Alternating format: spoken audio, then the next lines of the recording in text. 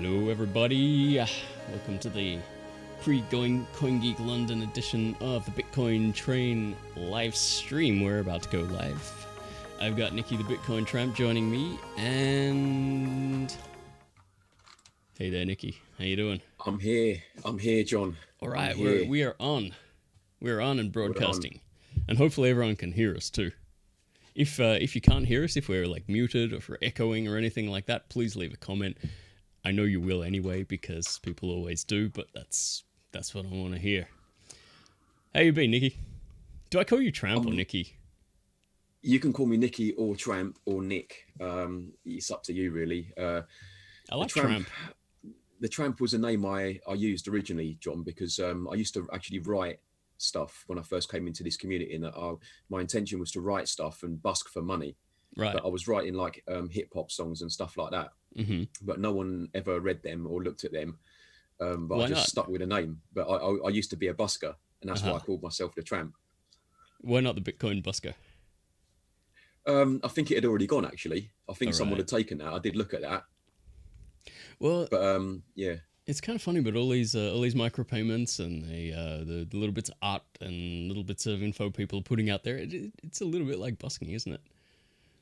Yeah, I think so. Yeah, I think so. Yeah. So probably not a huge break from you. Where are you based most of the time?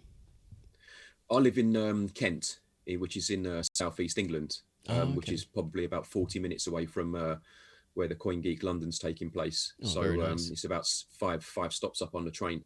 Are you in London yet, or are you still out in Kent? I'm in Kent. I live in Kent. Right. And when are you heading up? Yeah, Charing Cross is the nearest tube station, John. It's literally, like I say, it's about 40 minutes up the road for me to get to London. Oh, very nice. It's a little bit longer and a bit more expensive for me too, so I'm unfortunately not going. Oh, by the way, thanks Ruth for letting us know the sound's working okay. Thank you, Ruth. Don't forget to learn the dance, Ruth. We're going to go to the dance in a minute. I got some screenshots to show people, but yeah, let's talk about CoinGeek a little bit. It's kind of ironic because I will be writing for CoinGeek, but I'm going to be doing it here at home in Tokyo. I'd like to say I'm nice and safe here in Tokyo, but not quite sure about that at the moment. Are you gutted that you're not going, John? Yeah, actually, because I went to the last one in Seoul. I missed the one in Toronto, which I was, again, planning to go to, but couldn't make it happen in the end. And then I did get to go to the one in Seoul, because that's only 2 hours away from me. But yeah, London couldn't quite do it, and I realized I could probably get more done if I just stayed at home and watched the live stream instead of trying to go out there and do stuff. Everyone's going, man. Yeah, everyone I know is pretty much going. Almost everybody. Yeah. Well, it's it's the post-Genesis one. It's the one everyone was looking forward to for a long time, and also like because N-Chain's in the UK, like half of BSV seems to live in the UK, and the other half seems to live in Australia. So it's one of those two places. Yeah. We have I think we have fewer Americans than any other blockchain in the industry. I was with an American yesterday. I picked up, I think you saw it on Twitter, John. I picked up Eduardo from the Gatwick, and spent yesterday with him. He's doing the pitch day today. Awesome. I love Ted. He's great value. Like, was that the first time you met him? I've met him on the BSV business show, and we spoke about my movies and stuff, but that's the first time I've actually met him in person. Yeah. I think he's actually more fun in real life. Well, he's a lot of fun on the show too, but I think he's quite different in real life. You've obviously met him in real life then, Seoul. I have, yeah. He was in Seoul. Yeah, he's hilarious, isn't he? He was a ball of energy. Like he hit the ground running and off he went. Yeah, he's up for it, isn't he? He is, yeah. Well, so I did want to go to be honest. I have never been to the UK. I've never been to London, so I was looking forward to checking it out, but yeah, couldn't make it happen. And now we got this coronavirus thing happening. So I don't know. Like I'm coming from Japan. They may well stick me in quarantine for a couple of days, and I'd miss the whole thing. So. Why though, man? It's nothing to do with Japan, is it? We've had a few. We actually had our first death here the other day from coronavirus. Oh wow! So I mean, it's the usual thing. Blimey. It's like the elderly and the ill and everything. But I think I don't know. There's something about that makes me a little bit uneasy. Just the fact that it spread so far before anyone really noticed it was around, and that it's so close to where we are too. So You got to watch out, man. If you start sneezing and stuff, then you know what I mean. Well, I bet you'd be paranoid, wouldn't you? I would be. Yeah, I definitely don't want that to start happening. Achoo! I'll just call it hay fever for a couple of days. I'll be in total denial about it, and then I'll be like, "Yeah, something's wrong." When you're a man, that's usually the way it goes, isn't it? It's like, "No, I'm fine. I'm fine. I don't need anyone's help." Well, I raised a concern a few weeks, couple of days ago. I said, look, everyone, be honest with me. Who is worried about the coronavirus? Yeah, because I was thinking about it. To get to the location, I have to walk through places like Chinatown and stuff like that. And again, there's no reason really to be fearful of that. However, just something tells me like I shouldn't be walking through Chinatown right now. You know. Are we back? Yeah, what happened there? Like my I've internet no idea. connection just totally We started talking about out. the coronavirus, and suddenly we got infiltrated. makes you a bit suspicious, doesn't it? Who's listening to this live stream? Yeah, exactly. We're back. BTC probably. I hope everyone can still see us there. We're coming out very low res on the stream. Whatever, as long as it works. There's one thing I've found about these live streams, and it's just like, no matter how much you plan it before, like something always messes up when you go live. So hopefully people are still watching us there, and it didn't like send it to another URL or anything like that. Hopefully not. Good. Yeah, the whole coronavirus thing. I mean, I have this weird double think when it comes to disasters. I grew up in Australia, and over in Australia, we always had this feeling that, whatever went wrong with the world, we were kind of safe because we were about as far away from everyone else as you could possibly get. And I grew up in the 80s, and like everyone, even in the 80s, everyone was paranoid that there was going to be a nuclear war. I think I've said this before, there were always movies on TV and shows on TV, and some of them were kind of scary. And at the same time you thought, yeah, that's pretty awful, and it would be the end of the world. But at the same time, we're probably okay over here. I mean, it's a total false belief, and it's just a matter of dying slowly instead of dying quickly, I guess. But it's one of those things you are actually worried about it, like you're concerned about it, but at the same time, you can't imagine it actually happening. Yeah. And then if you've are there any cases in Australia yet? Then I think there have been, a couple. No deaths, but there have been a couple of diagnosed cases. So I don't know. I mean, this thing, you okay there? You got a sniffle or a sneeze there?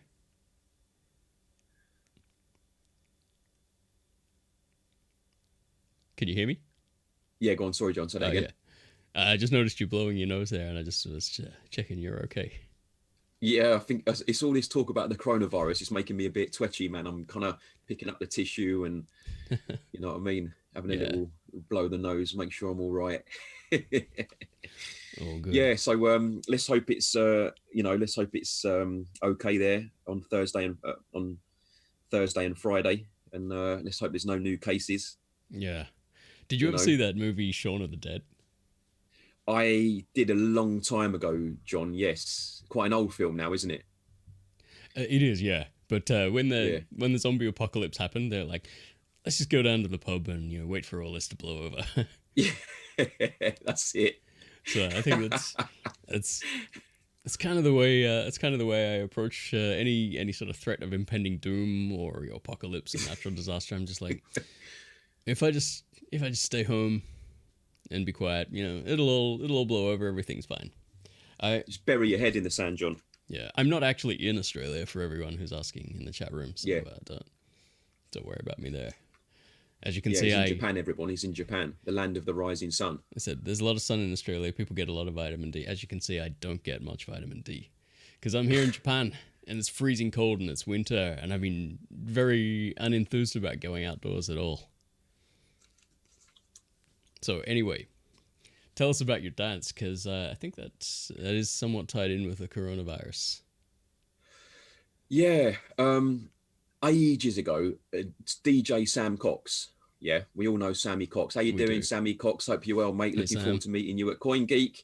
Can't wait to see you, man. Oh man, so many people going that I wanted to meet, and I'm not going to get to. Yeah, well, Sam posted a video, John, about 3 or 4 months ago, actually, and he was celebrating something. I think he was like a price rise or something like that. And in the video was a clip of these two people doing a dance where they were stood opposite each other and were touching each other's feet as they were walking backwards and forwards. Yeah.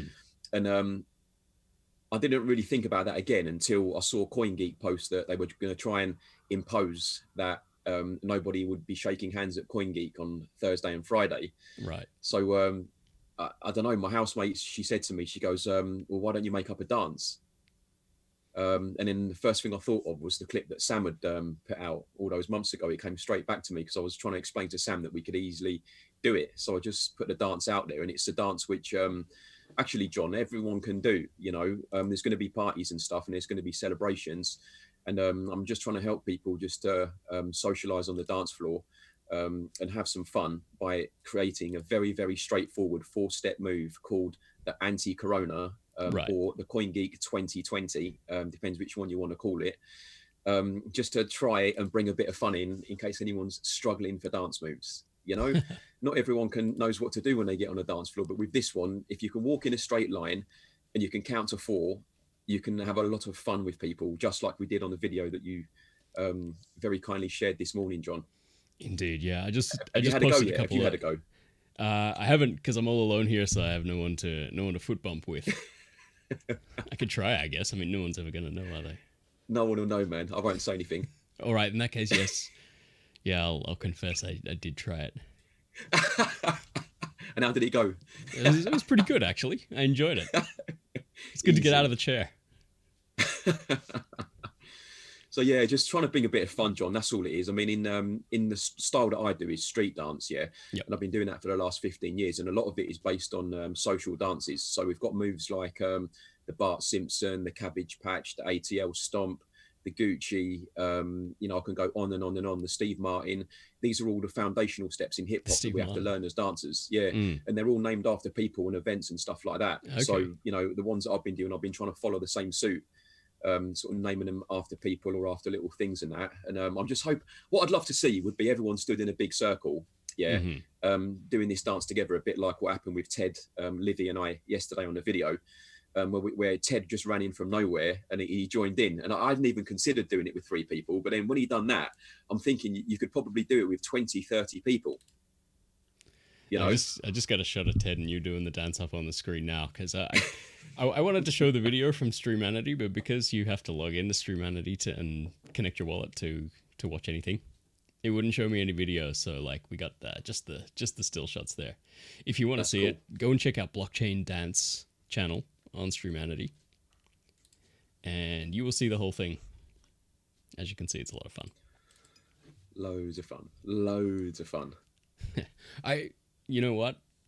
I'm probably the world's worst dancer. Yeah? Yeah, I never did it. And now I'm middle-aged, so, you know, like...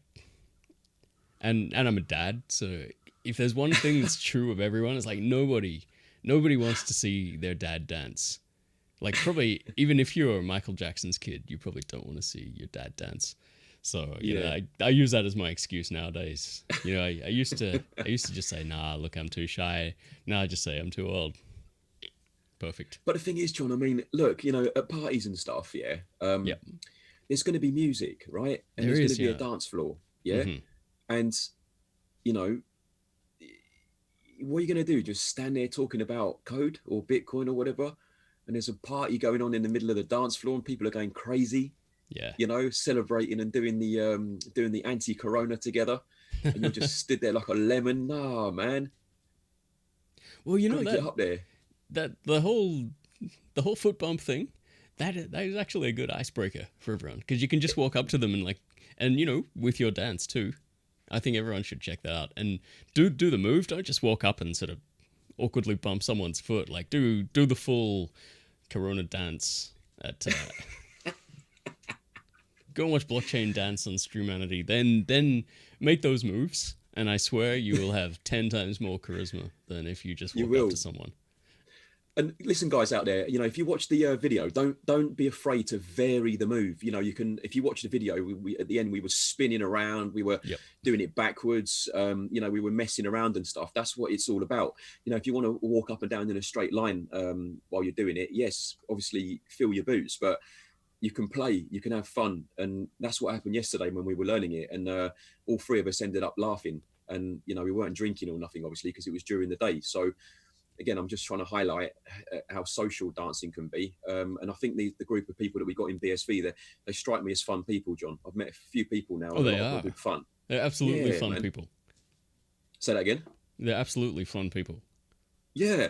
So I was thinking everyone will probably be up for it, and giving it a go. And who knows, man? Who knows? If people out there, you're thinking a bit apprehensive about the dance floor, you're thinking, oh, I hate him, and then you can have a bad vibe about the dance floor, then there's loads of moves I've taught people on Blockchain Dance on Streamanity where you can learn any one of these moves for CoinGeek after party if you wanted to, and make yourself look very, very good on the dance floor, after maybe 20 minutes of practice or something like that. You want to know my dirty secret? Well, go on, well, John, it's not okay. It's not that kind of dirty secret. Like I got other ones, but that's for another time. My dirty secret with dancing is like I started walking around clubs and concerts and stuff with a camera because it meant I didn't have to dance. No, man. If you got a camera, if you're taking pictures or videos or something, it's just like instant like dance release card.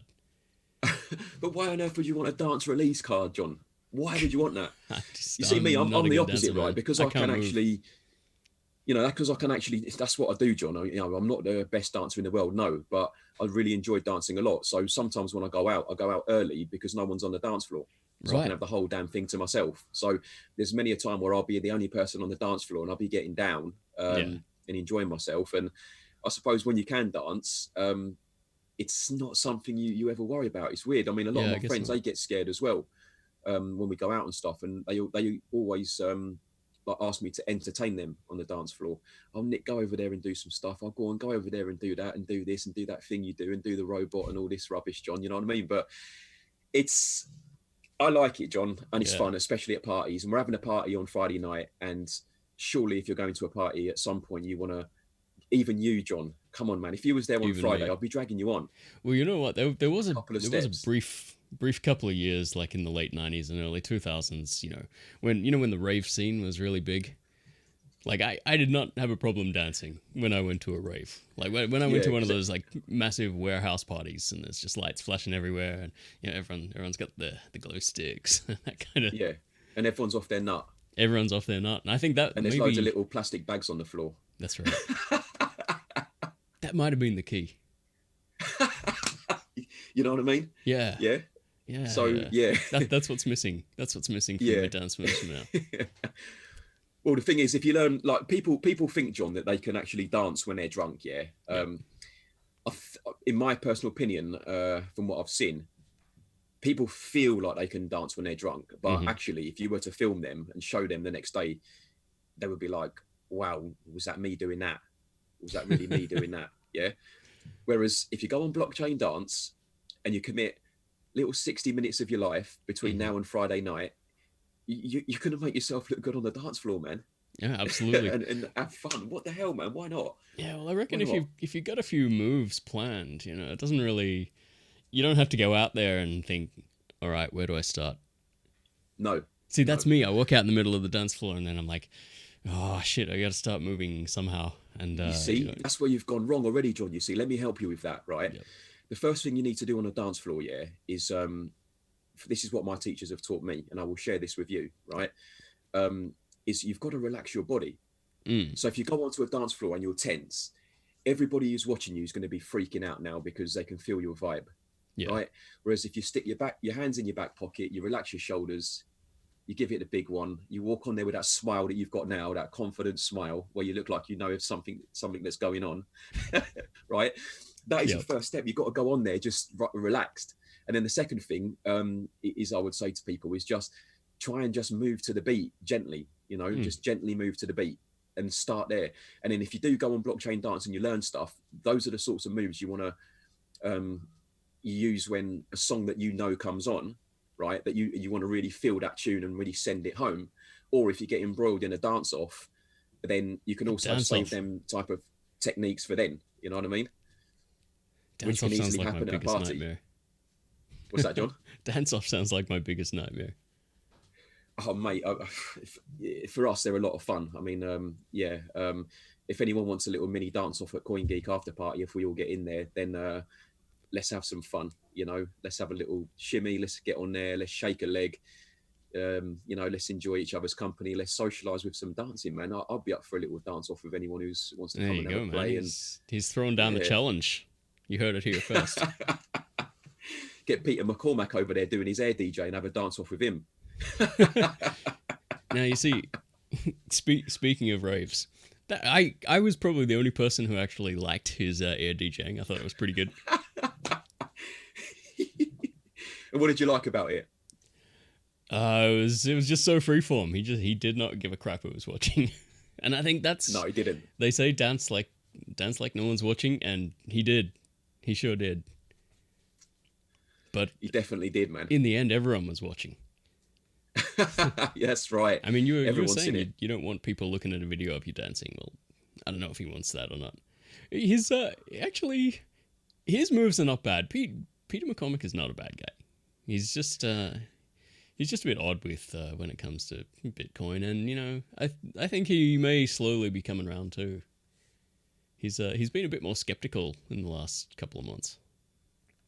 Yeah, I agree with everything you've just said there, John. I think his dance moves, I think they need a bit of work personally. I think he can improve there. I also think that what I tend to find in this community that we all socialize in is that you get a lot of overconfident people who sound very confident, who get videos out there and stuff, and because of that level of confidence that they portray when they're talking and then when they're socializing with people, it's easy to get caught up in it, and I think Peter McCormack's a great example of that. He sounds confident, he comes across confident, he speaks quite well, and if you didn't know what you were talking about, it'd be very easy to unfortunately fall into the trap of someone like that. I think John, he's good at marketing.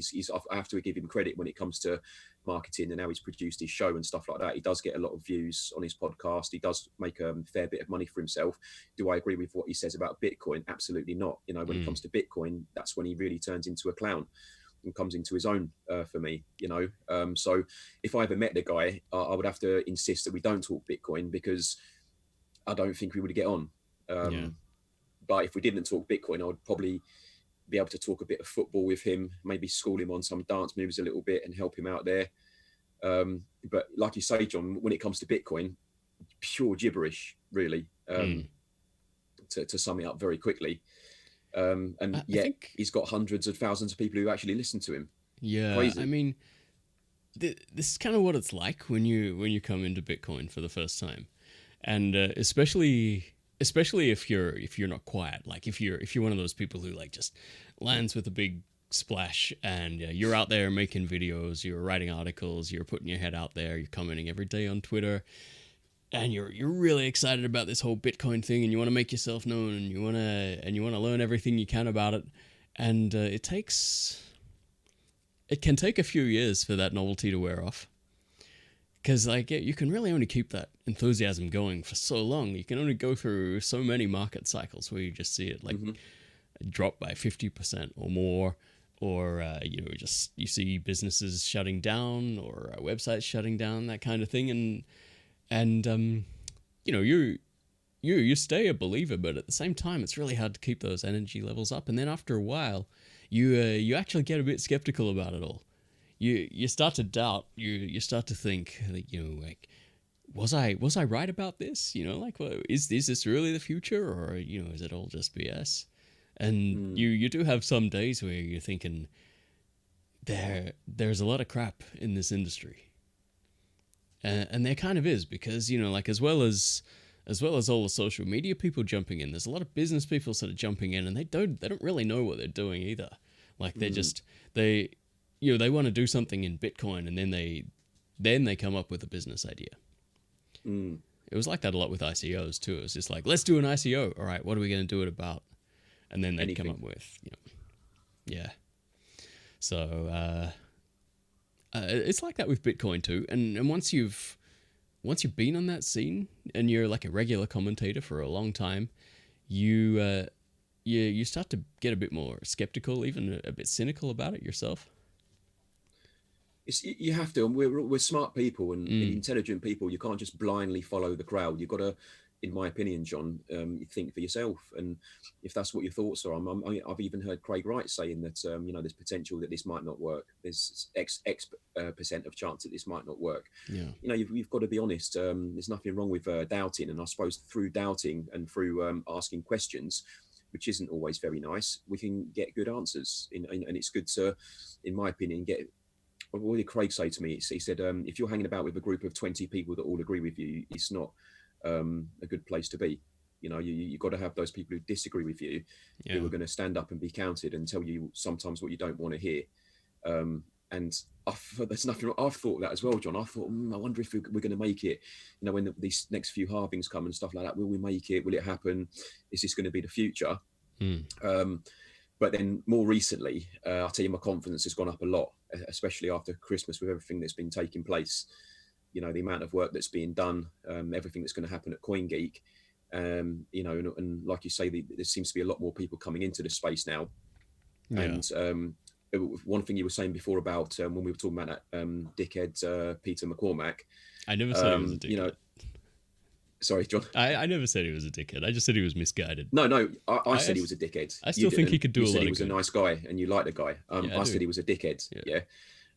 So I've never hung out with him when you were talking about him before, what I wanted to say was, these businesses that you're talking about, I can physically see them, John, in BSV every single day. I've got friends who are starting businesses. I'm working on a project. You're probably working on something. Shem Booth Spain's working on a project. You're watching it now. Most of the Say again. You're watching it now. This is my project. Yeah, you've got a project we're on right now. Yep. Wildcard, who we both know, she's always working in and around stuff. Everybody's working on stuff. But in BTC, can Peter McCormack say the same thing? Because is anything of the sort coming out on BTC that we're doing over here? I don't see anything coming out on BTC, at least around here. I can see at least 10, 15 businesses that I use on a regular basis, and I spend Bitcoin, John. Can Peter McCormack say that? I'm not sure. Yeah, you'd have to ask him. Like, after a couple of years in Bitcoin, like around 2016 or something, it was getting really boring. Like, just nothing had happened, and there'd been, by the time the fork happened, like that was about the only time I got interested in it again, because like they'd been arguing about scaling for years, and like everyone was just so tired of it, and it was obvious they were never going to come up with a solution. They came up with a compromise that nobody liked, the whole SegWit times 2 thing. Like, nobody was happy with that, and then it was never going to work really.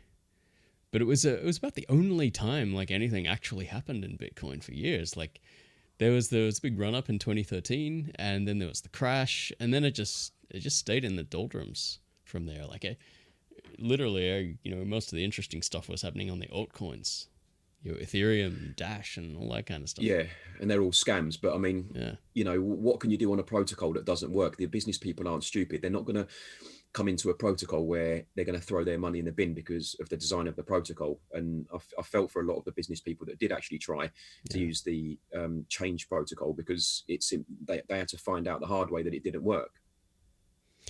Yeah, well, unfortunately, in blockchain, like the hardware is kind of how you got to find out how it doesn't work, because there's a lot of unknown unknowns. I think there's perhaps only one person who really understands blockchain and Bitcoin. Yeah, Tiffany Hayden. Tiffany Hayden, sure. I was going to say Craig Wright, but I think Craig Wright's probably the only person who's really thought it through. Well, look, I have to agree with you, John. Our protocol works. I know because I'm actually trying stuff on the protocol and it's working. And if it wasn't working, I'd be going ballistic because I'm putting my hard-earned money into it. Yeah. As any potential business would be upset about it, you know. So yeah, the only person who does know is the one and only Craig Wright. You know, when I spent time with him a few weeks ago, John, it was just magnificent.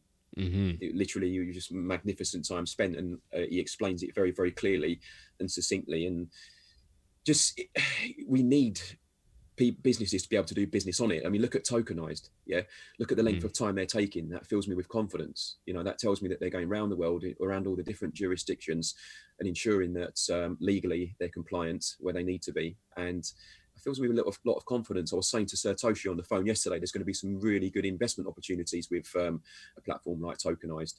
Oh yeah. You know, because effectively I'm not going to say ICOs, but the projects that are going to be done on tokenized, or some of the way it will be utilized, might be investment opportunity for people in our community. But you know, businesses like that fill me with confidence because they didn't do what Ethereum did and just rush out and do something completely illegal that doesn't work. They actually trying to provide a platform that does work, that is legal. Yeah, I think Ethereum, if anything, is going to be remembered mostly for like just people throwing a bunch of half-baked ideas up against the wall and then losing millions of dollars on them. Yeah. I mean, some people made millions of dollars too, but not the right people. Yeah. I remember there was a time, John, where I was grabbing people by the collar, throwing them up against walls, staring them in the eyes with a frown and screaming at them, buy ethos. Yeah. Buy ethos or WAN chain. Right. Remember back in 2016, 17 and all that. Yeah. And when people used to go ballistic about these silly projects when no one understood what was going on. You know, I've been there, mate. You know, I've been there. I used to have some of those shit coins, I suppose, Ethereum shit coins, ERC20 tokens. I don't think a single one of them has actually got anything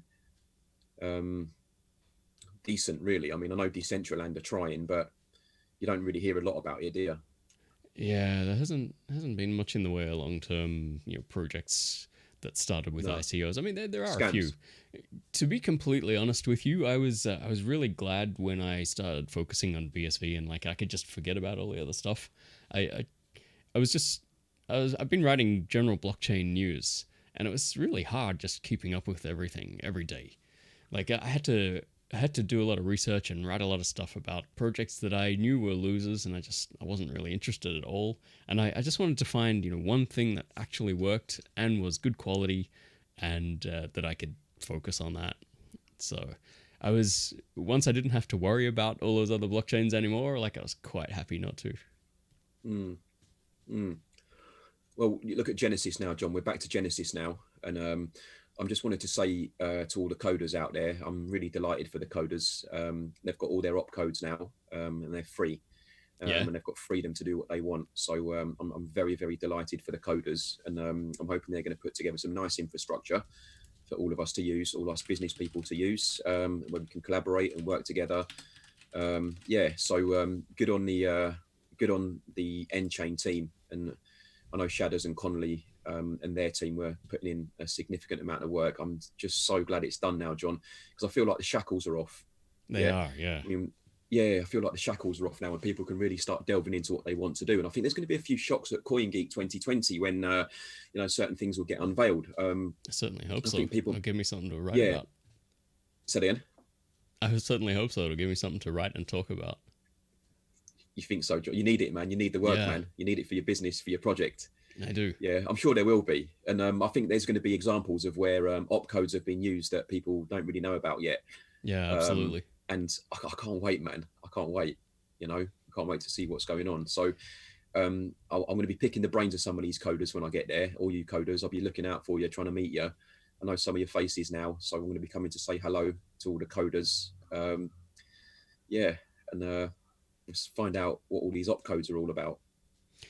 Absolutely, yeah. Well, it's kind of funny because, everyone was really looking forward to the Genesis activation. And, we were counting down to it. Like, Kurt and I did a live stream where we literally counted down to the activation. And, of course, nothing happened. So it was kind of a non-event. It was a good quality show. But the actual activation itself, it didn't change anything. Like, I don't know what people were expecting. You know, they thought, 5, 4, 3, 2, 1, Genesis activates, and like suddenly the price goes vertical, and there's fireworks, and every. Oh, that's funny, man. Everyone's waiting there with balloons and those little party things that you blow. Yeah. And then 10, 9, 8, and then nothing happened. Yeah, well, we were kind of joking about that too. It's just like everyone's really excited about this event happening, but the activation, like, that doesn't do anything by itself. It just enables people to start building, and like it doesn't sound exciting when you celebrate it with a countdown like that. No, be quiet. Yeah. It's like, all right, yeah, okay, now everyone's gotta do the work. Everyone can go home now. Bye. Yeah. it was like no one. People were excited about when they, when the web got switched on. That was back in 1993. That was even a little bit before my time on the online, but the web was pretty crappy for a few years before anything really started to happen on it. Because people didn't know what it was. Like, they didn't know what to do with it. They just tried to replicate all of the old stuff, on the internet. They wanted to do magazines, they wanted to do diaries and that kind of stuff once they could. And for a while, it was just static pages or news pages. Yeah. There wasn't any video or anything like that. So it was only when people started using the bandwidth they had, when they were able to do it, when the computers they were using were powerful enough to start doing it, then they started, pushing the envelope a little bit. They call it, web 2.0, which is a term I really hate, but it really was the point where everyone had broadband and they were online all the time. They didn't have to dial in, and then they're like, oh, right, so that's what we can use it for. And even then, it was only a small percentage of people who could actually do it. Most people still have no idea what the internet's for. They think it's just a TV that you can talk back to. It's so much more than that. And the same with blockchain, same with BSV. People don't even know what they've got yet. It's like this big event happened, and one day we're going to look back on that and we'll say, man, February 4th, 2020 was the date it all started. Were you there? And you're like, yeah, nothing happened. Someone flipped a switch somewhere, and a piece of software activated. But it'll be seen as a landmark. But just we don't know yet what it means. Maybe Craig Wright knows what it means. I think Kelvin Ayre probably knows what it means too.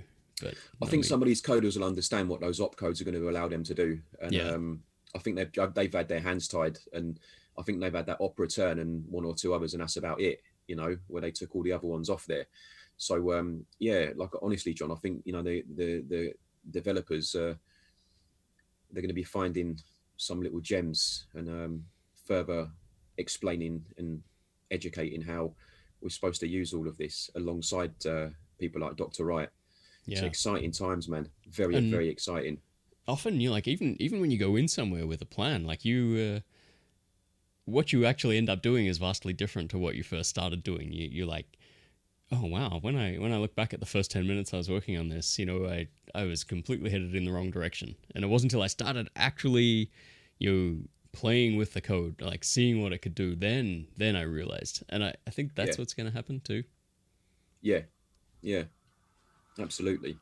But it was kind of funny. What's everyone saying on YouTube, John? Are we on YouTube as well, by the way? At the moment, we are on YouTube. We're getting a few chats. Oh, let's have a look at the link so I can see what everyone's saying. I didn't. Oh man, Cincinnati Jack made a really funny joke, and I was going to read it out, and then he deleted the message. No, Cincinnati, put it back on there. What are you doing? Yeah, I got a real lull out of that. Sven says, how do I look at the YouTube, John? Do I have to go into the Telegram for that as well? Or can you put it to me on the message here so I can? I tweeted out the link before. If you got access to Twitter, just look where I posted it. Hold on. I've got Twitter in the background, John. Let me see if I can make it happen. Just be warned, though, the stream is like running a few seconds behind what we're actually doing live, so it always looks a bit crappy. So I'll have to turn the sound down, obviously, yeah? Yep. You can confuse yourself. Right, hold on, John. Let me just see if I can... Sven Thomas said, where's the Bitcoin SV train sound library? You're actually right. I am a big fan of Sam Cox, and I would like to use this stuff for everything I do. We were we were using his awesome track MetaNet for the MetaNet TV live streams because, you know, it had the same name. It fitted really well. But since Bitcoin SV Train is a different channel, it's sort of a different channel.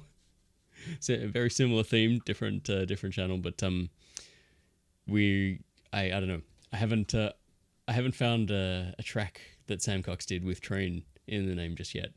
When he puts one out, maybe I'll jump on it. Because he's all into his techno music, isn't he? Yeah. Well, so am I. Right, hold on. I'm just going to turn this down. Yeah. I may have stopped dancing at raves, but I didn't stop listening to the music. KP Dad says, well, you still listening to all that techno, John, do you? I do sometimes. That's my damn, man. guilty I mean, secret. how can you dance to techno music? What the hell? What? You can't dance to techno music?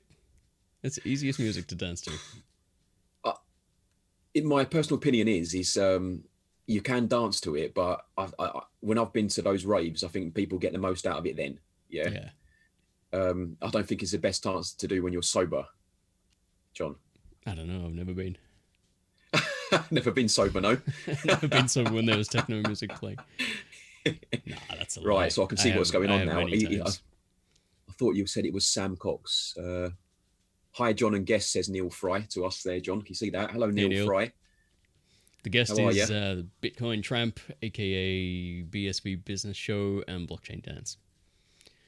Well, I need to. I've got a few little projects going on. I'm trying to set the right example, John. And you got to get involved, don't we? Yeah, absolutely.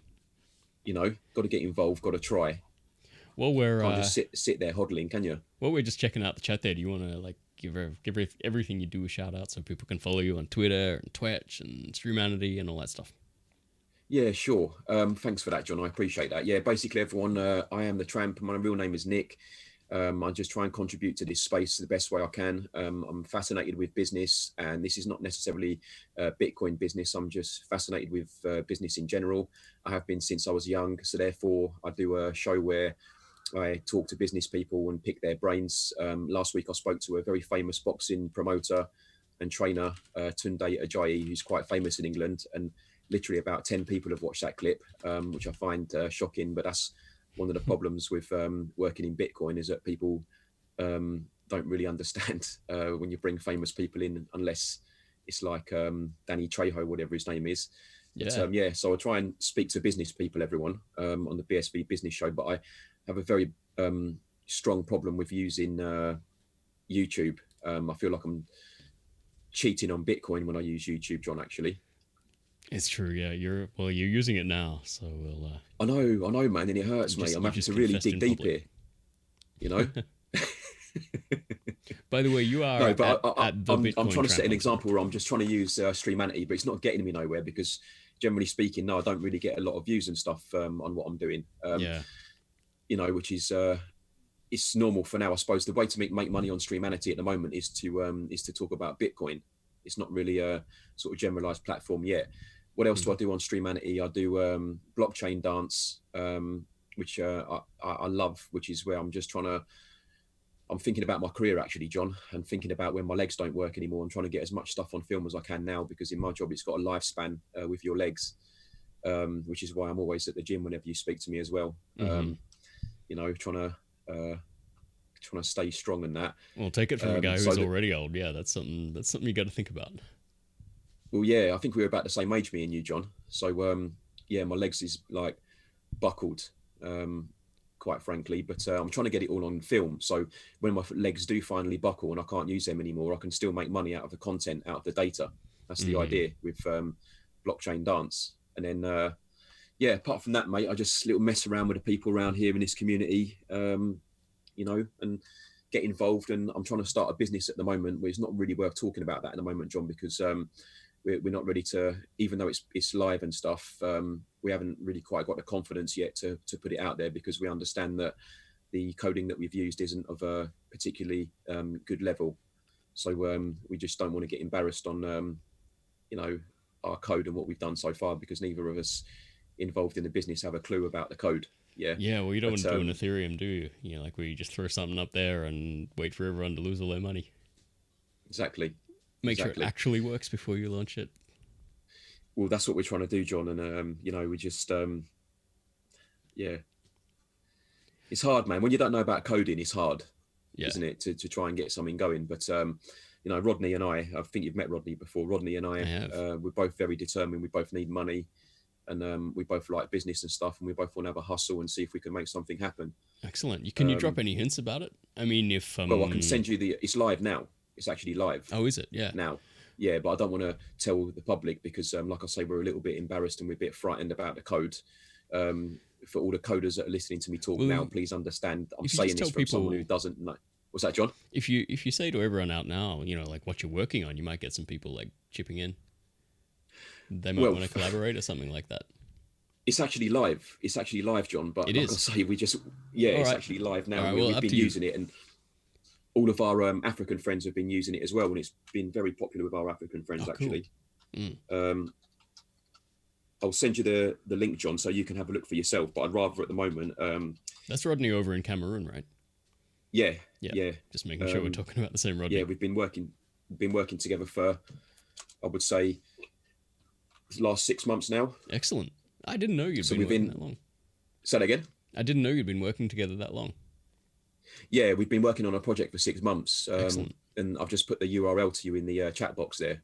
Oh, cool. So you can see it. But yeah, I've been working with Rodney. He's really good to work with. He's an absolute workhorse. He's got a lot of free time as well, like myself. We both of us. He's unfortunately, because of his economic circumstances, he's having to kind of hustle his way through life at the moment because he won't mind me telling you this, but silly things like you have to pay quite a lot of money to go to a job interview, John, where he's from. Like thousands, and you get stitched up on quite a lot of things. So he's determined, I'm determined. We both want to start a business. My legs are dying. My legs are going to give up soon. And the pressure's on for both of us basically. And we've been working fairly hard, I'd say, not relentlessly, John, not on your levels. But we've been working fairly hard, and we've got something now. But like I say, we just need a bit more confidence with the code. So I'm hoping to try and find a coder who, we've got someone who's looked over it, but we're at the stage now where we do need a bit of help and support of someone, and that's it. But yeah, I'm always working on stuff, John, always. And the project, we've been up for about a month now. We've been live, but we haven't talked about it because, like I say, we're just embarrassed about what we've actually produced because we couldn't afford to spend the big bucks over here. If that makes sense. Yeah, I can kind of understand that, but at the same time, like people have got to see it at some stage. Yeah, I know, but we'd rather be ready, Yeah. What was the expression Mark Zuckerberg said? Was it Zuckerberg? He said, "You put it out broken and then you fix it." Or yeah, something that's along those what lines. I can't a lot of remember the the coders exact are advising us to say stuff like to do stuff like that. Yeah. So you're absolutely right. So maybe we'll have to just put it out there. But he's already proven to us where it's gone wrong, and he pretty much hacked it and started sending free messages and just showed us how easy it was. Right. When I say like release it broken and then fix it, like obviously I'm not talking about things like the DAO where you're actually taking people's money and then it breaks, like Ethereum.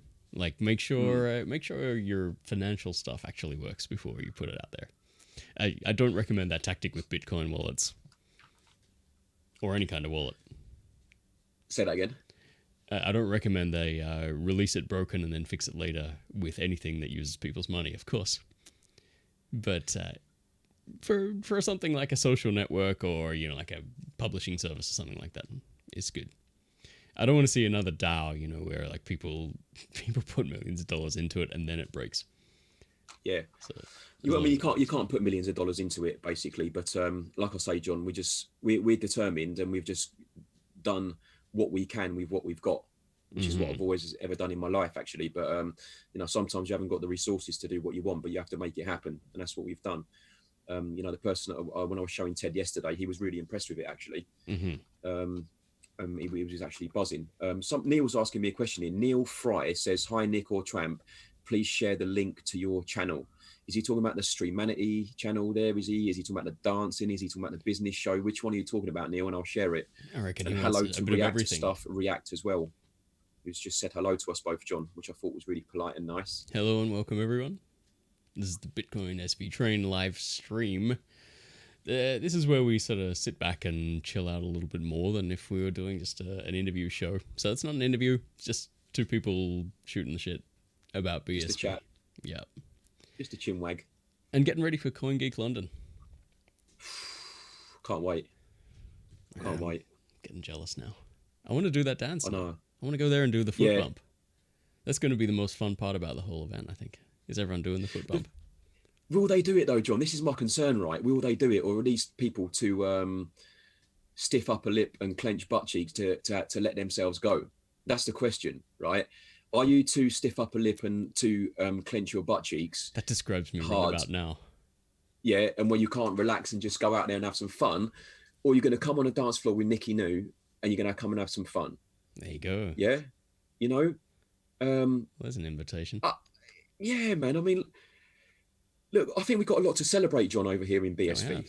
We've got a hell of a lot to celebrate, and we should be happy and we should be jovial because of what's going on, and we're having a party for goodness sake. So, who knows, eh? Who knows? I'm hoping that people are going to get on there and have a bit of fun, John, with it. And with a bit of a pushing from you as well, maybe people will have a look and learn the dance. But it's not going to be priority, I don't think. I think most people are just kind of up for just sort of learning about the Bitcoin and stuff like that. Nah, I reckon people are there for the party. You reckon? Yeah. That's why people. Why people actually go to CoinGeek. They go there for the parties. The parties are pretty good, I gotta say. Kelvin Air, he's a guy who knows how to throw a party. Oh yeah. You won't be disappointed. I've been to one of his parties before, John. The last party I went to with Calvin's, I remember eating sushi off this naked lady. Hey, we never got naked was sushi, delicious. And so maybe I left before that happened. No, this was at the London one, BCH one, ages ago. Mm-hmm. But I remember eating sushi off this very attractive. Well, her underwear was the sushi. Yeah, if that makes sense. Yep, I think I've seen pictures of it. Oh, it was delightful, and I'll tell you what, she was really nice as well. You know, I was talking to her on the side like this, John, because she was laying down. I was talking to her like this. So how does it feel to be a plate? Sushi. And you're like, feels pretty good actually. A little bit cold. Yeah, that's it. Caviar, sushi, acrobats, dancers, you name it, he has it. That's another thing I love about Kelvin. He does not give a crap. Yeah, he doesn't give a monkey's, man, does he? No. He's probably got a million people saying to him like, "Yeah, man, don't be posting that," and he does not care. No, I think he's calmed down a bit though, a lot since when I first met him. Really? When I first met the guy, it was literally picture after picture after picture with 22-year-old stunner, and then another picture with a 22-year-old stunner. Changed? Then another picture with a 22-year-old stunner, and then another one with a 22-year-old stunner. And then I think eventually we done a show about him because everyone started crying. Yeah, all the boys got jealous that he had all these 22-year-old stunners, and all the women felt that he was, exploiting the female and all that, right? Mm-hmm. And so we done a show about him, John, and we were debating him, and I was kind of sticking up for him actually, just saying, let the man do what he wants to do because he's living his life. What the hell? Well, that's how he got where he is. Like he promoted the Bodog lifestyle, and it worked. Why stop now? Yeah, I'd be doing exactly the same thing if I were him. Yeah. I mean, I think he got bored of it though, John. I think there came a time where he said, I watched one of his interviews, and he said the first 2 years after making all his money, he said they were the best 2 years of his life, but he can't remember any of them. How cool is that? Yeah. Imagine what he got up to, can't you? And obviously, money, with money comes a lot of fun, a lot of attention from the opposite sex. Yeah, I know. I've been rich exactly twice in my life, and both of those times when the crypto prices all rocketed up. It was fun while it lasted for a couple of months there each time. Then reality comes back. Well, I think a lot of people are waiting. Did you think, John, there's a lot of people just waiting for a price rise in even in BSV just to get rich and then disappear? Oh yeah, absolutely. Like there's a lot of chances, and not everyone in the community is a good person. Like not everyone comes with good intentions. There's a lot of people just sort of playing along, saying all the right things, and just they're going to run off with their bag. Or I think the word was pivot. You know, around 2014, 15, like after Bitcoin crashed the first time, so many people like pivoted, which meant they were getting the hell out of Bitcoin. You know, they might have kept their company name or, you know, their website or whatever it was, but they just didn't talk about Bitcoin anymore. Mm. And yeah, I got sick of hearing the word pivot after all of that. And I'm just like, the next person who says that, I'm going to scream. Because like they obviously just weren't in it for the long haul at all. They were just in there as long as the price was going up. And then as soon as it wasn't, they were gone too. You know, just like a lot of holders and buyers, all those noobs who, whenever the price goes up, they say, "Oh, I really should get into Bitcoin now," and then they wait until it goes up and up all the way to $19,000 if it was BTC, and then they're like, "Yeah, I reckon I should get into Bitcoin about now." Then they buy in. Bad But mistake. bad mistake, yeah. But yeah, there's a lot of people who sort of stay there for the build up as well. But they're not all genuine. Like you can't just trust everyone you meet. It's I don't want to sound cynical or anything, but you gotta be a little bit skeptical when you're looking at all this. I really like Bitcoin SV. That's the one I chose as the one I think most likely to succeed after observing this for a long time. But that doesn't mean that everyone who's working in Bitcoin SV is going to succeed. No, not at all. Not So at all. Um, just touching on what you said there, John. What makes me laugh is again all these experts who feel like it's their duty to go out there and explain how Bitcoin works to people, but don't even use Bitcoin. yeah, Yeah, exactly. but spend half their life running off their mouth, telling everyone how great Bitcoin is, and all they do Mm-hmm. is sit there and hodl Bitcoin. And I just think, you lame little prats. Those are the ones that really get on my nerves. Yeah, they should shut their mouths or do something and then start talking. One of the two. But it's the ones who don't do anything, who seem to know, who seem to carry on like they are Bitcoin, that they are actually Bitcoin. Those are the ones who get on my nerves the most, especially after listening to people like Craig who explain it properly, and then you listen to these idiots trying to explain it, and you think, shut up, you know. So I'd like Yeah. to see less of that going on personally. When I'm doing the business show, John, we're not explaining to people our business, how Bitcoin works or anything like that. We wouldn't really patronize people on that type of show, but what we're doing over there is getting people to understand how businesses get started, whether they're in Bitcoin or not. It's nothing to do with Bitcoin. So I'm not really, don't really enjoy explaining Bitcoin to people anymore, if I'm honest. Yeah. No, I've kind of I gone off stopped that a bit. explaining it to people a long time ago. I think Say that again. I stopped explaining it to people a long time ago, or Mm. maybe I still do it and I'm just on autopilot or something. But I can't be bothered anymore. It's not something I've got a passion for. You know, if I could, if you said to me, Nick, you know, you've got 2 hours, you can either spend these 2 hours explaining Bitcoin to people, or you can spend these 2 hours working on your own business. I would choose my own business 1 million times out of 1 million. hmm, yeah, exactly. So, but then saying that, John, good on the people who do have it in them to go out there and explain Bitcoin, or have a passion for explaining Mm-hmm. Bitcoin to people. Good on them, because it is helpful. It's very confusing place, isn't it, when for a newbie to come in. If I was coming in as a newbie now, I wouldn't have a clue where to look, John. I wouldn't know Mm-hmm. where to go, who to listen to, who's who's what. What would you do? Where would you go? Where would you find the info? Because like you've got your Peter McCormacks, who sound convincing. Exactly. I would hate to be a noob coming into Bitcoin at this stage. Like I was kind of lucky Mm, that I came into it before anyone had really heard about it, and there wasn't much propaganda. There was just yeah, geeky info, and you yeah, had to do your own research to figure out what it all meant. yeah, But yeah. nowadays, oh man, I I would probably just get suckered into some really crappy altcoin deal. You know, I'd say like, oh, I heard Bitcoin was good, but there's this awesome thing now called, Zcash or Dash or Litecoin, and it's supposed to be better because, I heard the guy on MSNBC tell me that. Like, no. What would you do? That's the thing. What can you do? Even I was chatting to a guy, our landlord. He come round this morning to sort one of the doors out, and he's a very successful man, and he's an intelligent guy, John. Yep. And he's a really well-to-do person actually. And when I spoke about Bitcoin, I was telling him that how I met Craig a couple of weeks ago. oh, that Bitcoin, oh, that Bitcoin, oh, that's terrible stuff, that Bitcoin, oh, that's what the criminals are using. He starts giving it, and I'm like, oh man, sunshine, that's such a let's 2013 sort of calm argument. down and take a chill pill a minute here, you know. But then I thought, you know what, I can't be bothered to explain to this guy. I haven't got that in me anymore. I can spend the next 25 minutes of my life explaining Bitcoin to him, or I can go about my business and work. Yeah, well, I mean, not everyone's going to listen. I'm happy to explain it to the people who want to learn about it. You know, like for those friends who come along and they say, "Do you think I should get into Bitcoin?" You know, I will explain it to those guys if they're serious. Yeah. But you know, I'm not going to try and argue for Bitcoin for someone who's not interested in it or thinks it's stupid. Because I met a lot of people like that, and you know, I don't really care. I'm quite happy to leave them behind.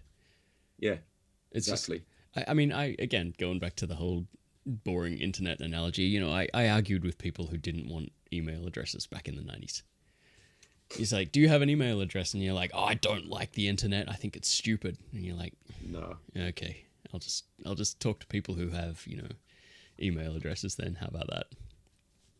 And you know, they all got left by the wayside. You know, by the time my mother had an email address, everyone was just sort of scrambling to get them. But yeah, they kind of wished they'd started earlier and they knew what they were doing. Now they look like a bunch of baby boomers online because they're just like posting pictures sideways and typing in all caps and not really having a clue how to use it. It's the same with Bitcoin. You gotta be interested, and I'm happy to explain it to those people. Yeah. That's commendable, mate. That's commendable. I mean, the people who are explaining it, they're doing, like I say, you know, they're doing a great job with passion. It's just something that it bores the tears out of me now. Trying to explain to people, I'm more interested in sort of learning about it rather than explaining it, John. It just literally does my head in. Yeah. But not everyone's gonna get it. And I was chatting to one of these developers the other day, and he was actually saying that's one of the beauties of it is the fact that not everyone will get it straight away. You know, you have to have a certain level of intelligence about you to get it. And then the other thing I want to add as well, John, is you know, I think a lot of people just get caught up in the whole "we're going to get rich if we buy one of these." That's what they're the kind of people that I don't want to talk to. Like those are the people who buy in at, you know, when BTC is 19,000. Yeah. I know a lot of people like that. Yeah. And you give them your best advice and you tell them like, look, I really wouldn't buy in right now because it's probably at the top, and then they buy anyway, and then it crashes, and then they blame you for it. They're like, you told me to buy Bitcoin and now it's only worth, you know, like $11,000. And it's like, well, actually, I told you not to buy it, but you know, or I told you to buy it, you know, 10 years ago and you didn't want to. Yeah. Well, a mate of mine the other day, John, is a similar one, right? It's similar sort of thing to what you're saying there. I got him on hand cash. Yeah. I sat him down for half an hour, and the first thing I obviously did was explain to him about what the private keys are and how to secure your wallet. He hasn't done it yet, and that was about a month ago now. When he loses his Bitcoin, I don't give a monkeys. Do you understand what I mean? I mean, I've tried to explain to him 20 times now about his private keys and what they mean, right? And that's when I started giving up. I started thinking, you know what? If he doesn't want to write down his freaking private keys after me telling him 20 times to write down his private keys, he deserves to lose his freaking private keys. And then when it loses private keys, he best not come to me and start crying. Yeah. Do you know what I mean? You know, a bit of tough love. Like there was a guy on the line the other day who he was saying something like, "Oh, we should be nicer to BTC people and we should give them BSV." And I'm like, "What are you on about, sunshine? No, I'm not giving out my BSV to no BTC people just for the sake of it. Hell no, because I dance freaking hard for that. You know, I put a lot of work into that. And what am I supposed to do? Like be Mr. Nice now and start handing out all the money that I've earned just because they're BTC. I couldn't believe what I was listening to, John, to be quite honest with you. But there's delusional people in this community that just want to be like they're on a crusade or something. And, you know, they want to travel the world like John the Baptist and, you know, go out giving out all their BSV to people. Well, go ahead. But you see my BSV, I'm not throwing it away to no people for nothing. Absolutely not. Exactly. You know? Proof of Absolutely work. Not. They got to give you a reason for you giving it to them first. You got limited resources. It was simply like, we should all be nice and hold hands and give out BSV. What are you on about? What you on about? What type of mentality is that? just be nice and give out your BSV. Well, I think that's the if you knew circle how, jerk that Craig Wright's always complaining about. it's no good. It's pathetic. And to be honest with you, I was chatting to Rodney yesterday, and we were both talking about where it gets given out as well.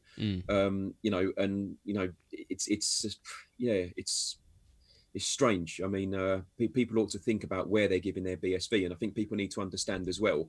Getting someone on a hand cash wallet does not mean onboarded. Yeah. It doesn't. I know that pretty well.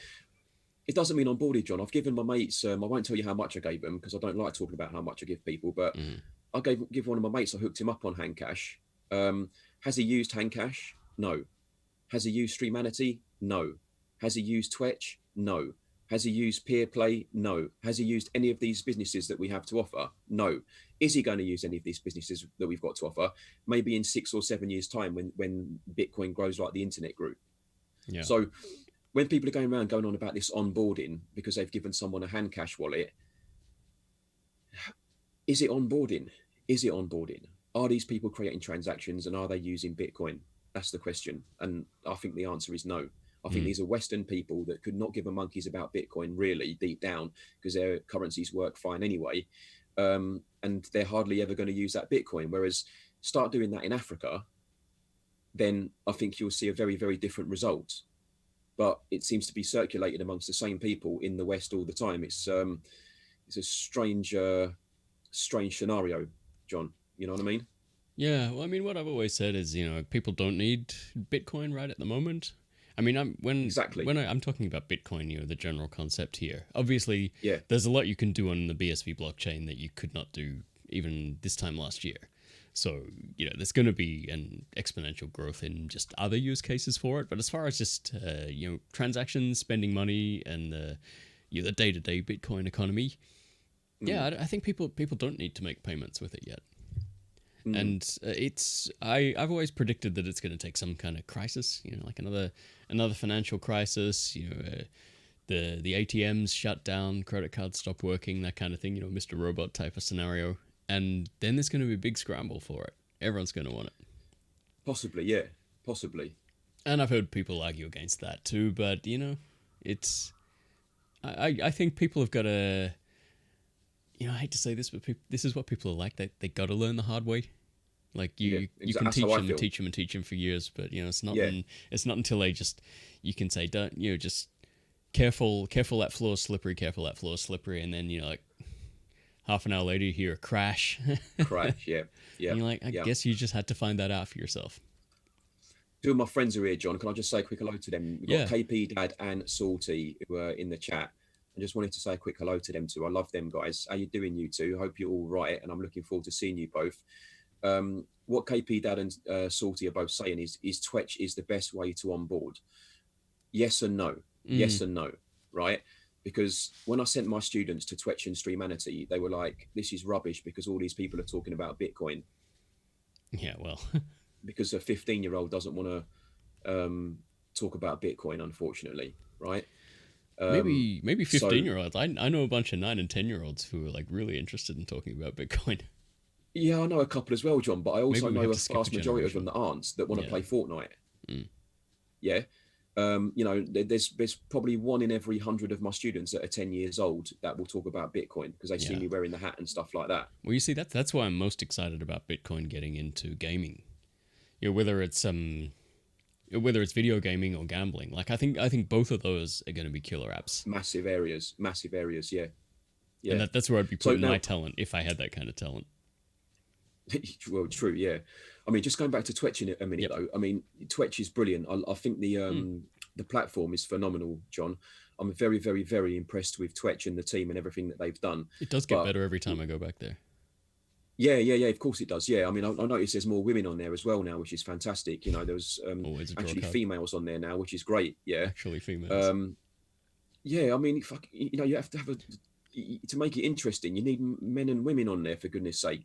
You can't just have guys talking about Bitcoin on there and expect people to find it interesting. That's why the Danny Trejo thing was a big thing. So what I'm going to say to Salty is I totally agree with you. It's a really good way to onboard people. But what I would like to see, Salty, would be a bit more interesting experience for people who are not into Bitcoin on there. I think that would help even more with the onboarding. And to be honest with you, I think Twitch understand that as well, because they're not stupid. They know what they're doing. You know, they I think they've actively been trying to get more interesting people on there. You know, if you look at Twitter, you know, crypto Twitter is only a small part of Twitter. You know, someone like Cristiano Ronaldo can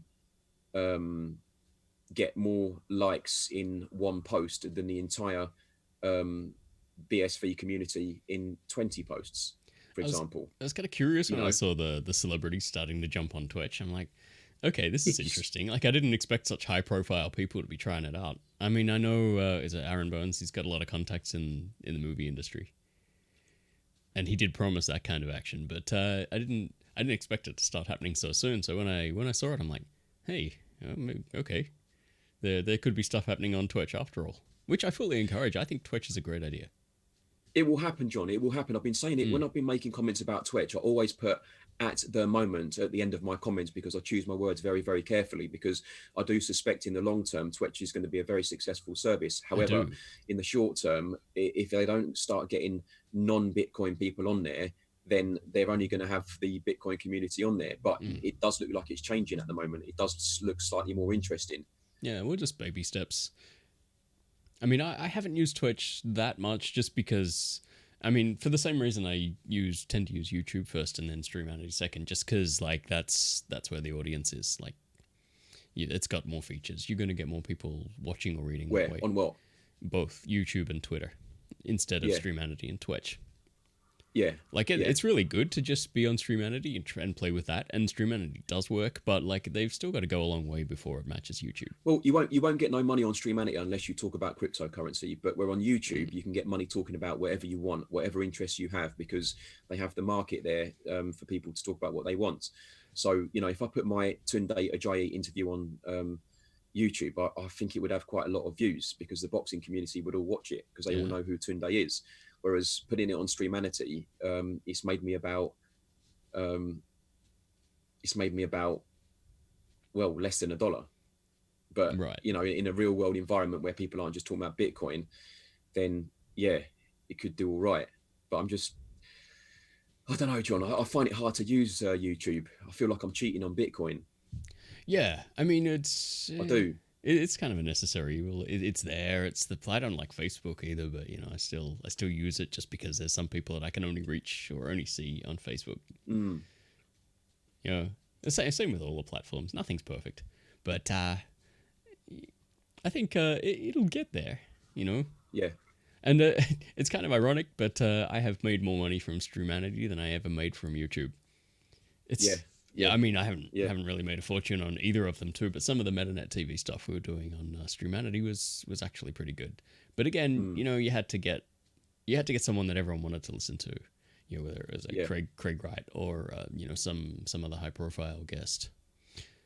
And yeah, again, it'll get there. We'll see. The funny thing about Twitch is, like, you get to see how much people actually like your stuff, instead of the ones who are just giving it the courtesy thumbs up all the time. Because I know people go through the Twitter list and they're just like, yeah, like. They don't do that on Twitch. You know, and the same with Streamanity too.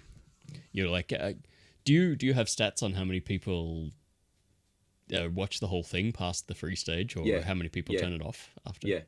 What's it like? Yeah, they call it the bounce rate. Yep. And it's actually really quite high. Yeah, it's well, some of mine are quite decent. Some of mine are quite low. You know, some of my bounce rates are actually quite low. But yeah, I think something like Streamanity encourages you to try and improve your content. Yeah.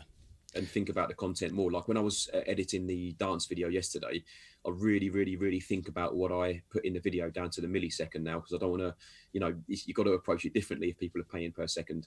Do you know what? There's one thing I really wish Streamanity would do, and that's include an actual screenshot preview in when someone posts a link on Twitter or Twitch. Well, you have to take your own photo, John, and do it that way, because they do that stupid thing that comes up. Yeah, it's just the Streamanity logo, and I find that it's annoying. It's really unappealing. Like, yeah, everyone knows that if you want someone to click on a YouTube video, it's got to have a nice big colorful picture there. And it's the same. But like I say, John, you've got to take a screen print of your thing and then use that instead. Yeah. Because it won't bring up the Streamanity thing if you do that, but it still looks like it's your video. Do you know what I mean? Oh, so if you use a custom thumbnail on Streamanity, it does actually show it when you tweet the link? No. I screen print my screen on the computer. Mm-hmm. Yeah, and just sort of edit the picture so it looks like it's come off the screen, if that makes sense. Well, I do that with YouTube sometimes too, because like the YouTube preview on Twitter doesn't always look good. Yeah. So you can do it that way on Twitter. So you can post a picture on Twitter with your little bit of text and the link, and it won't show up that stupid link thing, and it'll make it look miles better. Like when I put out the Anthony Yard stuff last week, I used pictures of Tunde and Anthony Yard for the same thing, because I hate that Streamanity thing that comes up. It's so annoying. It's so bland. It's awful. The design's bad. They really need to fix that. Like I think they really need to fix that. I think if there's one thing they could do just to make Streamanity a whole lot more appealing, is just like give it proper thumbnails all the time. Well, I think embedding videos would be a good idea as well. That too. And embedding on Handcash Connect, Money Button, and the Relay One button as well. Because, you think we were trying to tell you before, John, about my, being worried about getting injured and stuff like that. If I could embed the videos, I could embed those videos wherever I wanted to, and not just have them on Streamanity. So I could actually direct people to watch those videos and make money in a place where I wanted to, under a domain that I want, rather than having to send people to Streamanity all the time. Exactly, yeah. Well, I mean, that's how YouTube grew, right? Because you could watch the videos anywhere. You didn't have to go to the actual YouTube site to watch it. So exactly. I'm sure, if we had someone from Streamanity here now, they'd be saying, yeah, all that's planned. We got to do it. But I think they got to do it soon. And I hope they do. I think they will do. I mean, when I spoke to Samanth, I met Samanth about 7 months ago and interviewed him and his business partner, and they're on it, mate. I can assure you. Yeah, you've met them before as well, John, haven't you? I don't think I have, actually. I've chatted to them in text, but I don't think I've met them in person. Yeah, they're on it, John. They're on it, those Streamanity guys. KP Dad says, make one media on BSV that combines them all the best parts. And then V Primero says, sup. What's up, V Primero? How you doing? Sup. Welcome. Yeah. This Twitch debate's got it going, Johnny. Can you see people are talking about the Twitch debate here? This is really good. Let's know what you think about Twitch, everybody. Can I just clarify that I really like Twitch? I've just been campaigning for interesting people on there, everybody. I just think Twitter is successful because of the interesting people that are on it, as opposed to the crypto community. For example, it was a much better place when Craig Wright was there. Yeah. Indeed, yeah. And I think also, if you're going to be on Streamanity or on Twitch, and I think you touched on this before with the video stuff, you got to be more than just posting your banalities on it. Like you got to do something actually entertaining, something that's going to grab people's attention. Yeah, because otherwise people won't spend money. Exactly. Yeah, I mean, people on Twitter, just because it's free, they post everything they think, and sometimes you're like, yeah, why did you say that? But it's a problem. If you want people to actually like your stuff, you got to give them something back. Again, proof of work. And John, can I just re-elaborate on that right now? If we wanted to, we could go off and pay the guys in Turkey or India or the Philippines to go and get us another 200 likes or another 1,000 views, or because it's free to view and it's free to like, you see. But people are paying small premiums for things like that on the current model. But in my opinion, John, when things are done our way, it will literally come down to who is the best and who is the worst. Yeah.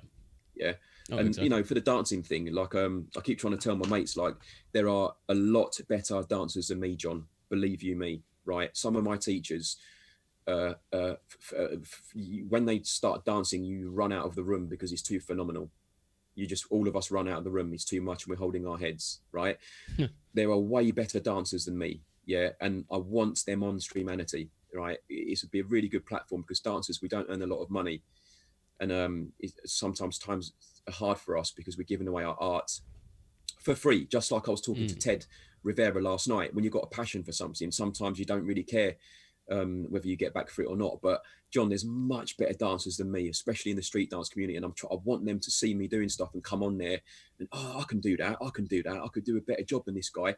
That's what it's all about. We need people on there, don't we, John? You know, we need all communities on there, not just Bitcoin people. Well, I think you're onto something there. If you're, I mean, if you know of a niche that like doesn't get enough attention or is looking for a new way to communicate with people, like, yeah, get them onto these platforms. Like they could find a niche for themselves there. Yeah.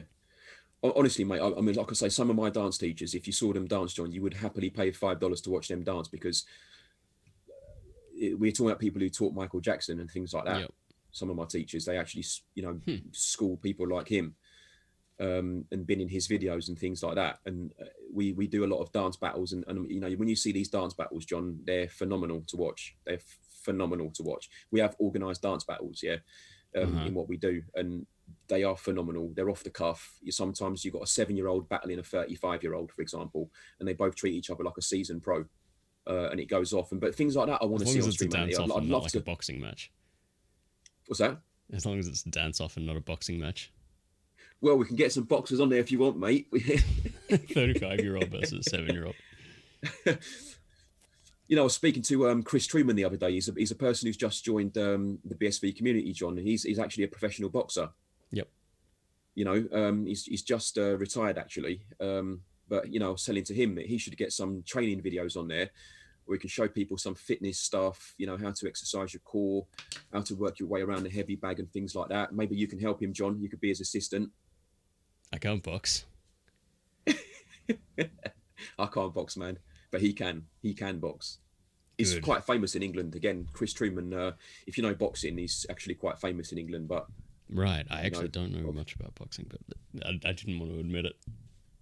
Say that again. I actually don't know much about boxing or MMA. That's all right, like John, mate. Don't worry, man. We're to talk anything about Bitcoin anyway, but I'm just bringing it up that Chris Truman, who's in our community, who's a really nice person, is a pro. Well, that's what I reckon the niche is for things like Streamanity's instructional videos. You know, like if you want to know more about a certain topic, that's where you go, because like people will pay to learn, and I think that's the content that people want to pay for. Like people don't pay for news, let's face it, very much, and they might pay for comedy, entertainment, fashion, that kind of thing. But anything that offers them something that like improves them, like education or fitness or just some new skill like that's the stuff people buy. And John, there's also people out there that can't afford to do stuff, right? So you've got mums and dads who send me letters saying things like, we're really sorry, we'll have to stop your classes, Nick, because we can't afford it, I'm afraid. Well, if I could charge a fraction of a cent for the same tutorial on a video, then all of a sudden everybody can afford it. So you get people from all economic circumstances that can access the same stuff. Yeah, absolutely. I mean, God forbid I would have had to pay for everything I've learned online. I couldn't have afforded that. Like it's amazing, like what you can get out there. And the funny thing is, like, you can put something out for free, or you can charge people $20 for it, and the $20 thing will be more popular because people think they're actually getting value that way. Like if you put something out for free, maybe people won't pay as much attention, but if you make them pay for it, even if it's just a small amount, they think they're getting something useful. That you get what you pay for, as the old adage goes. Yeah, exactly. It was like because I used to work in publishing, right? I used to want to be a writer. Remember? And there was always a big debate about whether you should put your book out for free, or whether you should write for free, or whether you should charge for it. And the argument went that, like, if someone buys a book for $10, they're always going to feel like they should read it, just because they spent that $10 on it. Whereas if they got it for free, they're just going to throw it in the back of their shelf or their Kindle or whatever, and then they're going to forget about it. So, I think the whole pay for content, and of course micropayments too, which you can only do on BSV. Just a general reminder there. You see, John, how long will it? Is there a comment there? KP Dad's given me suggestions on how I can get into boxing. He's like, John, I think he's implying you can be the heavy bag. No way, man. I don't want to break my hands. I'm already a punching bag, man. I have kids. Yeah. Yeah. I mean, everyone's got a good point. Yeah, Salty, I think so as KP, well. everyone. But I mean, we just got to think about what people want to pay for, what they're going to want, how much they're going to pay for it, that kind of thing. Obviously, I haven't figured that out quite yet, but I'm getting there. Well, I think look, I think people will pay for famous people, John. Yeah, who are producing good content. I think they will pay for it. Someone has to ignite the culture of doing that. And what was it? Was someone was telling me yesterday, like when you're sort of talking about micro payments, is 7.5 cents a micro payment? Is 0.75 cents a micro payment? Is 0.075 cents a micro payment? Is 0.0075 cents a micro payment? Because I think the more you put the decimals on there, the more of a micro payment it becomes. True. Now, the question is, where does the numbers lie between profitization and the very, very minuscule cost of something like that's less than a fraction of a penny, and making profit? Because if you find that magic connection there, then I suspect that you will get these millions of followers that some of these fantastic YouTubers have, John. Some famous that we knew from when we were young, some of them who have just become famous because of YouTube. I suspect that if you can get those micro payments, then will the people of the next generation start thinking, well, hold on a minute, I can pay a fraction of a penny here and not have that stupid advert, or have the choice of watching that advert, being paid a micro payment to watch it. Yeah.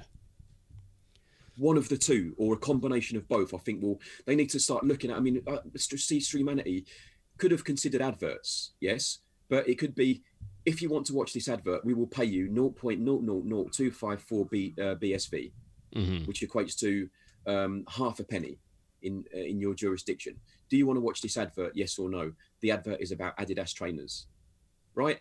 Then I can decide to myself, right, well, I want to watch the advert about the trainers. If they make a sale from that, then obviously then there's another commission structure which they can look into. However, that's what I think they need to be looking at. You shouldn't just automatically get rid of the advertisers. I think you should give people a choice. But I think if you're going to have advertising on some of our platforms, people should be compensated for actually looking at those adverts. That's for me is where YouTube and Twitter and places like that get it wrong. I like that idea, but you just know that people are going to wreck that model too, because like they're going to take this big barn full of people, out in the outback of China or the Philippines or India somewhere, and they're just going to have like 1 million people watching these videos or just clicking on them, not actually watching them. Like they do. Have you ever seen the pictures of China where they have like the whole wall of mobile phones and like each one is unique? It's got the unique IP address and everything, and they're just like going click, click, click, click, click, click. Yeah. Like as soon as someone comes up with a nice micropayment system for actually viewing content, people are gonna game the system and wreck it. So I still think you've got to give someone something beneficial for them to actually pay for it. I mean, I do John, agree with what you're saying about micropayments. I'm just cynical about what people do. Well, again, I take your points on board, John. But say if I was able to actually, we've spoken before about being able to sell your own information to advertisers, yes, and you sort of controlling on what depth you sell that information. Well, let's just say that the advert that's going to be put up in front of you on something like Streamanity, yes, has been tailored towards all the information that you have given away. Yeah. In other words, it's a lot more likely that they will make a sale on the information they're going to show you. This could negate what you're talking about there of having a room full of people, because you would need to kind of look at it in more of a not an individual basis, but more of a focused basis. You could say, well, this advert is specifically for boys and girls between 17 and 21 that have already purchased Adidas trainers in the last 12 months, or that drink Red Bull more than 3 times a week, or whatever. Again, the user should have the ability to sell whatever level information they want to sell. Yeah. And get compensated for that, and watch adverts based on, like, if I was getting adverts for Jordan trainers, you can see it all the time, right? I'm always wearing Jordan stuff. Okay. So if I was going to get an advert to come to me that was about Jordan trainers or whatever, I don't think it would annoy me, John. And actually, if I was in the right mood, they might make a sale. Yeah. Even though I'm a tight git, they might make a sale, you know. So I think they need to have a look at the structure of the advertising. But I think there's a huge gap in the market for targeted advertising that will satisfy both the end user and the business who's trying to advertise as well. Now, there's definitely a model out there that I haven't thought of yet. I'm sure someone can make it work. I mean, the good thing about BSV is like they can make it work now. Like all these people came up with these ideas in Bitcoin, but then they had to walk away from them all because Bitcoin didn't work anymore for micropayments. Like we spent 3 years telling everyone that Bitcoin was the future because it would allow micropayments, micro subscriptions, that kind of thing. And suddenly it didn't. And we all looked like idiots. So like a lot of businesses shut down, they stopped working, and now they can come back because they have BSV. Like this is how Bitcoin was supposed to work right from the start, and it never did. So this is why I'm excited about it, because I have no idea what people are going to do. All I know now is that they can, whereas it works. It's just been stagnant for so long. That's what I'm looking forward to. Yeah. You got to commend someone like Craig for hanging in there. If that was my invention, John, and people had done that to it and infiltrated it in such a way, I'd be livid. But he's kept his head. He's continued to work on it. I think he's pretty livid actually. He's just plotting his revenge slowly. Like he doesn't want to blow it. That's why I think 2020 is going to be very interesting. Like it's just people expected 2020 to take off with a bang. Like it's not going to be a bang. It's going to be a slow burn with like moments of bangs. Who knows, John? Who knows, man? I mean, you could be right, but let's say we get another 20 celebrities on Twitch, mega famous ones. Let's say, you get proper film actors and stuff like that coming on there. Imagine it, proper like, I don't know, like really big ones. Like William Shatner. People like that. William Shatner, yeah. Mr. BTC. Yeah. Well, like he can have it. You know what? It's getting close to midnight over here, and I'm starting to fade out. So I want to let you get back to Ted and CoinGeek and all the crew over in London. Well, I'm going straight to the gym, mate. You are? Yeah. Well then, I was supposed to go before. Then I had to. I nearly had to meet Ted, but then he cancelled, so I could have gone before. But no, it's a long story short. But I still haven't done my work. All right. Well, go and do your workout. I won't take up all your energy, and record it. Put it on Stream Energy. Just give everyone one last shout out where they can find you online. I think I've got your Twitter handle up on the screen now. It's at the Bitcoin Tramp. Yep. And you're on Streamanity at BSV. Yes, I'm on Streamanity. Is it BSV Business Show? Yeah, the BSV Business Show on Streamanity. And also Blockchain Dance on Streamanity as well. There you go. Because that's something. So you're quite welcome. Something else Streamanity hasn't got yet is custom URLs. So you got to give the name of the actual channel. And thank you, John, by the way. I've had a really good chat today. I really enjoy your shows, my friend. And man, you can come on anytime. Man. I love it. Thanks a lot. All right, well, thanks for coming on. Thank you for everyone who joined in on the chat room. It's been great to read. And I could actually read it this time, which improved things a lot. Remind me to do that again next time. Everyone who's going to CoinGeek, have a blast. I know you will, because you can't not have a blast at a CoinGeek conference. And I guess I'll see you all on the other side. All right, see you later, Tramp. See you later, John. Thank you, man. Bye.